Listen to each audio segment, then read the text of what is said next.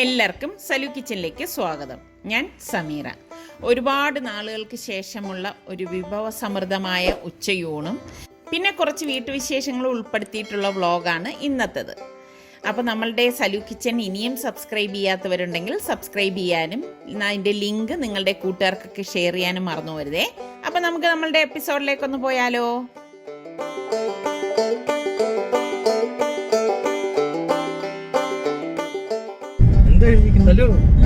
വണ്ടി ശ്രദ്ധിച്ച എന്താണ് എഴുതിയിരിക്കുന്നത്? ശിവൻ മൊബൈൽ പഞ്ചർ ഒട്ടിക്കുന്ന മൊബൈൽ പഞ്ചർ പഞ്ചർ ഒട്ടിക്കുന്ന കൊള്ളാല്ലേ? നമ്പർ പ്ലേറ്റിൽ എഴുതിയ കുഴപ്പമില്ലേ? ഇത് മറ്റേ സാധാ നമ്പർ പ്ലേറ്റ് അല്ലല്ലോ. അപ്പൊ ഇന്നലെ അമ്മാർത്തൊരു ബീഫ് കറി ഉണ്ടാക്കിയാൽ ഞാൻ പറഞ്ഞിട്ടുണ്ടായിരുന്നു. അപ്പൊ ഉമ്മ പറഞ്ഞ് നമ്മൾ പോയി വാങ്ങിച്ചോണ്ട് വന്നാ ഉണ്ടാക്കിയരാന്ന്. അപ്പൊ ഞാനും വാപ്പയും കൂടെ ഇതാ പോവുകയാണ്. പോണ വഴി നല്ലൊരു നഴ്സറി കണ്ട്, അത് നമുക്ക് തിരിച്ചു വരുമ്പോ കയറാം. തിരിച്ചു വരുന്ന വഴി വാപ്പ ഈ നഴ്സറിന്റെ അവിടെ നിർത്തി തന്ന് അവിടെ കുറെ ചെടികളുണ്ട്. ഏത് വാങ്ങിക്കണമെന്നല്ല എനിക്ക് അറിഞ്ഞൂടാ. പക്ഷേ അവിടെ ഒരു ചെറിയ ചട്ടി ഉള്ളതുകൊണ്ട് ഞാൻ പറഞ്ഞ് ഓക്കെ എന്നാ പിന്നെ ഒരു ചെറിയ റോസാപ്പൂ വാങ്ങാന്ന്.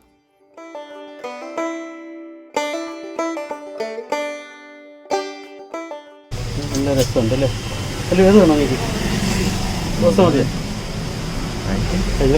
പക്ഷെ എല്ലാം നമ്മൾ വാങ്ങിച്ച് നട്ട ഇതെല്ലാം പാടിപ്പോ ഇഷ്ടംമാതിരി ചെടികളല്ലേ? ഇഷ്ടപ്പെട്ടാടെ?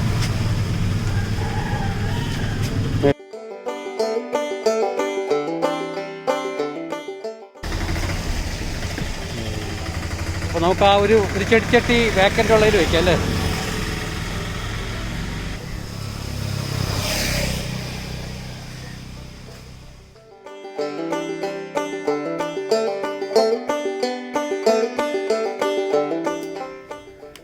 ഏതിനു വേണ്ടി? മറ്റേ റോസ് നമ്മൾ വാങ്ങിച്ച റോസ് തട്ടിയപ്പോലെ എടുത്ത് അല്ല ഫുൾ ഇടണ്ട, കുറച്ച് ഇതിന്ന് കൊടുക്കാം. ഇത് നല്ല മണ്ണ്. ഇതാ എവിടെ നിന്ന് കിട്ടി? അപ്പുറത്ത് ഉമ്മച്ചോടാണ് ഇപ്പോൾ എടുത്തിട്ടുണ്ടെന്ന്. പക്ഷെ അത് നല്ല വളരുന്ന വളമുള്ള മണ്ണാണ്. കാര്യം അറിയോ? വാഴയൊക്കെ കിടക്കുന്നുണ്ടല്ലോ മറ്റേ ആടിന്റെ കാഷ്ടമൊക്കെ ഇട്ട് നല്ല വൃത്തിയ.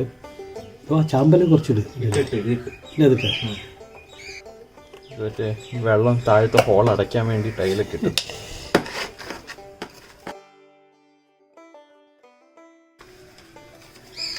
ആ ചാക്കിൽ എന്താണ്? ചാക്കിൽ അതിന് മറ്റേ ആഷ് ചാമ്പലം മറ്റേ കൊണ്ടുവന്നല്ലേ അപ്പുറത്ത്?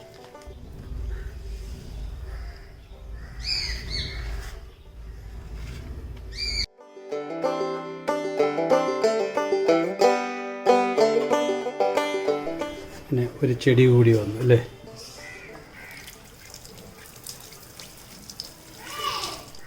നിസർഗയും സുൽത്താനും പോയിട്ട് വന്നപ്പോഴേക്ക് ഇതേ മരിച്ചീനി വാങ്ങിച്ചുകൊണ്ട് വന്നിട്ടുണ്ട്. നല്ല ഫ്രഷ് ആയിട്ടുള്ള നല്ല വെള്ള കളറുള്ള മരിച്ചീനി കേട്ടോ. നിങ്ങളുടെ നാട്ടിലൊക്കെ ഇതിന് കപ്പാന്നായിരിക്കും അല്ലേ പറയുന്നത്. അപ്പം ഞാനത് നന്നായിട്ടൊന്ന് കഴുകിയ ശേഷം വീണ്ടും ഇതുപോലെ ഒന്ന് വട്ടത്തിൽ അരിഞ്ഞെടുക്കും. അരിഞ്ഞ ശേഷം വീണ്ടും നന്നായിട്ടൊന്ന് കഴുകിയെടുക്കും. ഇതിൻ്റെ സ്റ്റാർച്ചൊക്കെ പോകാനാണ് ഇങ്ങനെ കഴുകിയെടുക്കുന്നത്. അതിനുശേഷം ഞാൻ കുറച്ചധികം വെള്ളം അടുപ്പത്തേക്ക് വച്ചിട്ടുണ്ട്. അതിലേക്ക് പാകത്തിനുള്ള ഉപ്പിട്ടിട്ട് ഈ വെള്ളം വെട്ടി തിളയ്ക്കുന്ന ആ സമയത്ത് ഞാൻ ഈ മരിച്ചീനി ഇതിലേക്ക് ഇട്ട് കൊടുക്കും.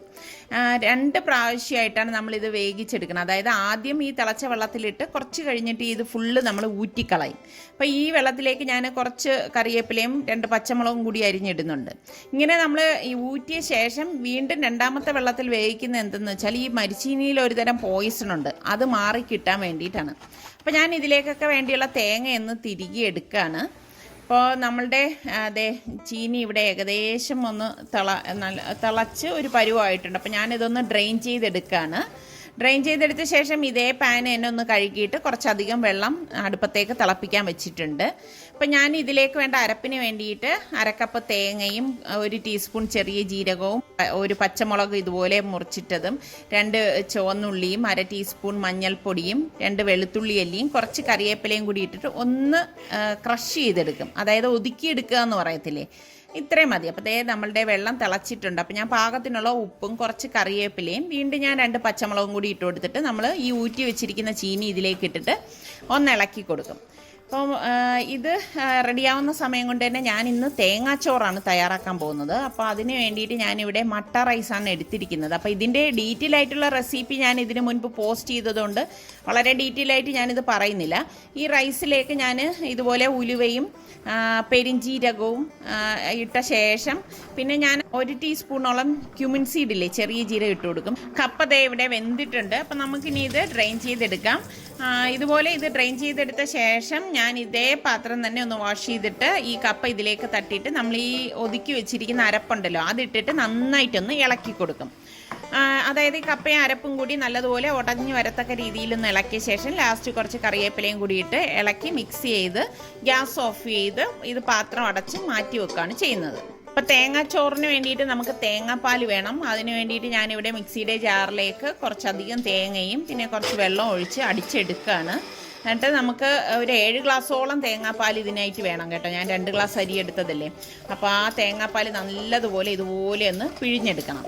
അപ്പം ഞാനിവിടെ അരിയുടെ ആ മിക്സിംഗ് ഒക്കെ നന്നായിട്ട് കഴുകി എടുത്തുകൊണ്ട് വന്നിട്ടുണ്ട്. അത് ഞാനൊരു കലത്തിലേക്ക് ഇട്ട് കൊടുക്കുകയാണ്. ഇതോടൊപ്പം തന്നെ കുറച്ചധികം തേങ്ങ ഇതുപോലെ ഫ്രഷ് തേങ്ങ തിരികെ ഇട്ട് കൊടുക്കും. പിന്നെ ഒരു 10-15 ചുവന്നുള്ളി അരിഞ്ഞതും 5-6 വെളുത്തുള്ളി അരിഞ്ഞതും കുറച്ചധികം കറിവേപ്പിലയും ഇതെല്ലാം ഇതിലേക്ക് ഇട്ടിട്ട് 7 ഗ്ലാസ്സോളം തേങ്ങാപ്പാൽ, നല്ല കട്ടിയുള്ള തേങ്ങാപ്പാൽ തന്നെയാണ് ഞാനിതിലേക്ക് ഒഴിച്ചു കൊടുക്കുന്നത്.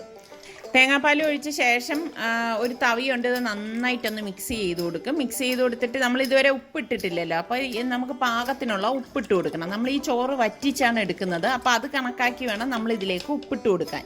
അതിനുശേഷം ഞാനിത് വേവിക്കാനായിട്ട് അടുപ്പത്തേക്ക് വെച്ചിട്ടുണ്ട്. ഇപ്പം ബീഫിന് വേണ്ടിയിട്ട് സ്പെഷ്യൽ മസാലയാണ് ഞാൻ തയ്യാറാക്കുന്നത്. അതിന് 10-12 ചുവന്നുള്ളി, 5-6 വെളുത്തുള്ളി അല്ലി, 1 പീസ് ഇഞ്ചി, 2 ടേബിൾ സ്പൂണോളം മുഴുവനെയുള്ള കുരുമുളക്, ഇത് ഇത്രയും മിക്സിയുടെ ജാറിലേക്ക് ഇട്ടിട്ട് ഒന്ന് കറക്കിയെടുക്കും. ഇതൊന്ന് കറക്കിയെടുത്ത ശേഷം അടപ്പ് തുറന്നിട്ട് ഞാൻ ഇതിലേക്ക് 2-3 പച്ചമുളകും അതുപോലെ തന്നെ 2-3 തണ്ട് കറിവേപ്പിലയും കൂടി ഇട്ടിട്ട് ഒന്നും കൂടി ഇതൊന്ന് കറക്കിയെടുക്കും. അപ്പോൾ ഇത്രയും മതിയാവും. ഇതാണ് നമ്മുടെ ബീഫിൻ്റെ സ്പെഷ്യൽ മസാല എന്ന് പറയുന്നത്. അപ്പോൾ ബീഫ് ഞാനിവിടെ ഏകദേശം 1 കിലോയോളം എടുത്തിട്ടുണ്ട്. അത് നന്നായിട്ട് കഴുകി ഡ്രെയിൻ ചെയ്തെടുത്ത് വെച്ചിരിക്കുകയാണ്. ഇത് ഞാൻ പ്രഷർ കുക്കറിലേക്ക് ഇട്ട ശേഷം നമ്മളുടെ ഈ സ്പെഷ്യൽ മസാല കൂട്ടുണ്ടല്ലോ അതും ഇതിലേക്ക് ഇട്ട് കൊടുക്കും. എന്നിട്ട് 2-3 തണ്ട് കറിവേപ്പിലയും ഇതുപോലെ ഇട്ടിട്ട് 2 ടീസ്പൂൺ മഞ്ഞൾപ്പൊടിയും 1.5 ടീസ്പൂൺ ഗരം മസാല പൊടിയും 2 ടേബിൾ സ്പൂണോളം മല്ലിപ്പൊടിയും 3 ടേബിൾ സ്പൂണോളം കാശ്മീരി ചില്ലി പൗഡറും കൂടി ഇട്ടിട്ട് ഇത് നന്നായി പാകത്തിനുള്ള ഉപ്പും ഇട്ട് നന്നായിട്ട് കൈകൊണ്ട് ഇതുപോലെ ഒന്ന് മിക്സ് ചെയ്ത് കൊടുക്കും. ഒട്ടും വെള്ളം ചേർക്കത്തില്ല കേട്ടോ. അതിനുശേഷം ഞാൻ ഒരു സവാള ഇതുപോലെ ഒന്ന് സ്ലൈസ് ചെയ്ത് ഇട്ട് കൊടുക്കും. ഞാൻ ഇതിൻ്റെ കൂട്ടത്തിൽ ആദ്യം ഇടാൻ മറന്നുപോയതാണ്. ഇട്ട് കൊടുത്ത ശേഷം വീണ്ടും ഇത് നന്നായിട്ടൊന്ന് മിക്സ് ചെയ്തിട്ട് കുക്കർ മൂടിയിട്ട് വെയിറ്റ് ഇട്ടിട്ട് 4 വിസിൽ വരെ ഇത് വേവിച്ചെടുക്കും. ഓരോരുത്തരുടെ കുക്കറിനെയൊക്കെ ഡിപ്പെൻഡ് ചെയ്തിരിക്കും. അപ്പോൾ ഈ സമയം ഞാൻ സുൽത്താൻ എന്തോ വർത്തമാനം പറയുന്നത് കേട്ട് ഞാൻ അങ്ങോട്ടേക്ക് വന്ന് നോക്കിയപ്പോൾ അവിടെ ഷൂട്ട് നടക്കാണ് കേട്ടോ. അപ്പോൾ നമുക്ക് ആ സൈഡിലേക്ക് ആദ്യം പോവാം. അപ്പോൾ നമ്മുടെ മെയിൽ ഐ ഡി കൊടുക്കാം. അപ്പോൾ നമ്മുടെ സലു കിച്ചൻ്റെ കൂടെ തന്നെ നമ്മുടെ സുൽത്താൻ്റെ വീഡിയോയുടെ പോസ്റ്റിംഗ് ഇന്നുണ്ട് കേട്ടോ. അപ്പോൾ നിങ്ങൾ എല്ലാവരും ഒന്ന് നോക്കി നോക്കണേ. അപ്പം ഞാൻ നമ്മളുടെ റൈസ് ഇവിടെ വെന്ത് വരുന്നുണ്ട്. അപ്പം ഞാൻ ഇടയ്ക്ക് ഇതിൻ്റെ അടപ്പൊന്ന് മാറ്റിയിട്ട് ഇതുപോലെ ഒന്ന് ഇളക്കി കൊടുക്കും. ഇളക്കി കൊടുത്ത ശേഷം ഞാനിതിലേക്ക് 1 ടീസ്പൂണ് ഫുള്ളായിട്ട് മഞ്ഞൾപ്പൊടി എടുത്തിട്ടുണ്ട്. ആ മഞ്ഞൾപ്പൊടി ഇട്ട് മിക്സ് ചെയ്തിട്ട് അടച്ച് വെച്ചിട്ട് തീ വളരെ കുറച്ച് വെച്ചിട്ടാണ് നമ്മളിത് വേവിച്ചെടുക്കുന്നത് കേട്ടോ. അപ്പോൾ ഇടയ്ക്കിടയ്ക്ക് ഞാൻ ഇതിൻ്റെ അടപ്പ് മാറ്റി ഇതുപോലെ ഒന്ന് ഇളക്കി കൊടുക്കും. അപ്പോൾ 4 വിസിൽ ഇവിടെ കുക്കർ കേട്ട് കഴിഞ്ഞപ്പോൾ ഗ്യാസ് ഓഫ് ചെയ്തിട്ടുണ്ടായിരുന്നു. അപ്പം നമ്മളുടെ ചോറ് ഞാൻ നോക്കിയപ്പോഴേക്കും ഇതേ പാകത്തിന് വെന്ത് വന്നിട്ടുണ്ട്. ഇതേ നിങ്ങൾക്ക് കാണുമ്പോൾ തന്നെ മനസ്സിലാവും. ഞാനൊരു ഫോർക്ക് കൊണ്ട് ഇത് ഇളക്കി എടുക്കുകയാണ് കണ്ടോ.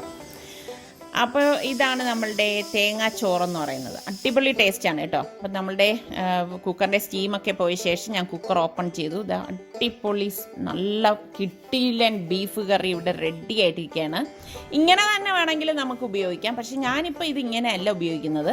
ഒരു ഇരുമ്പ് ചട്ടി അടുപ്പത്തേക്ക് വെച്ചിട്ട് ഏകദേശം 2 ടേബിൾ സ്പൂണ് വെളിച്ചെണ്ണ ഒഴിച്ചു കൊടുക്കുന്നു. എന്നിട്ട് 2-3 വറ്റൽ മുളക് ഇതുപോലെ ഇട്ട് കൊടുത്ത ശേഷം 2-3 തണ്ട് കറിവേപ്പില ഇട്ടിട്ട് ഒന്ന് ഇളക്കി കൊടുക്കും. ഇളക്കി കൊടുത്ത ശേഷം നമ്മൾ ഈ വേവിച്ച് വെച്ചിരിക്കുന്ന ബീഫ് ഉണ്ടല്ലോ അതിൽ നിന്ന് കഷ്ണങ്ങൾ മാത്രം ഞാനിതിലേക്ക് ഇട്ട് കൊടുക്കും. കാരണം ചാറ് വേണ്ടവർ ഞാൻ ആ ചാറ് സെപ്പറേറ്റ് ചെയ്ത് വെക്കുകയാണ്. കാരണം ഇവർക്കൊക്കെ ഇങ്ങനെ കുറച്ച് ഡ്രൈ ആയിട്ട് കഴിക്കുന്നതാണ് ഏറ്റവും കൂടുതൽ ഇഷ്ടം.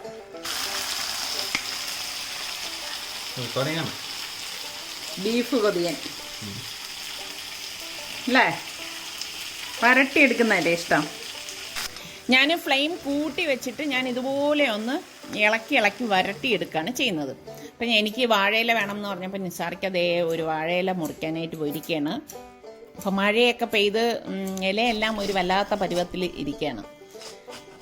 അപ്പോൾ ചില സമയം എനിക്കിങ്ങനെയാണ്, ചിലപ്പം വല്ലാത്ത കൊതിയൊക്കെ തോന്നും. നല്ല രസമാണല്ലേ ഇങ്ങനെ ഈ വാഴയിലയിലൊക്കെ ഇത് നമ്മളിങ്ങനെ കഴിക്കുമ്പോൾ ഒരു പ്രത്യേക ടേസ്റ്റാണ്. ഇതിങ്ങനെ വരട്ടിയെടുത്ത് ആ ഒരു ചീനിയൊക്കെ ചേർത്ത് കഴിക്കുമ്പോൾ ഒരു ടേസ്റ്റ് ഉണ്ടല്ലോ അല്ലേ, അടിപൊളിയാണ്. നമ്മളുടെ അടിപൊളി തേങ്ങാച്ചോറും അതുപോലെ തന്നെ മരച്ചീനി ഉടച്ചതും പിന്നെ നമ്മളുടെ ബീഫ് ഫ്രൈയും പിന്നെ ഈ ബീഫിൽ നിന്നെടുത്ത ചാറാണിത്. ചാറ് പ്രത്യേകം സുൽത്താൻ ഇങ്ങനെ കുറച്ച് വരട്ടിയൊക്കെ ഇതൊക്കെ കൊടുക്കണം. അപ്പം ചാറ് പ്രത്യേകം മാറ്റി വെച്ചു. എത്രയോ ദിവസത്തിന് ശേഷം നല്ല ഒരു അടിപൊളി ലഞ്ച് ഞങ്ങൾ കഴിക്കാൻ പോകണം അല്ലേ.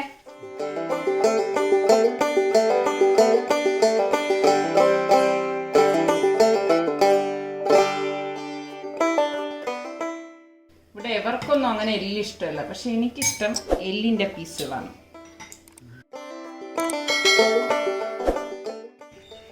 നല്ല ചൂടാണ് കേട്ടോ തേങ്ങാച്ചോറും.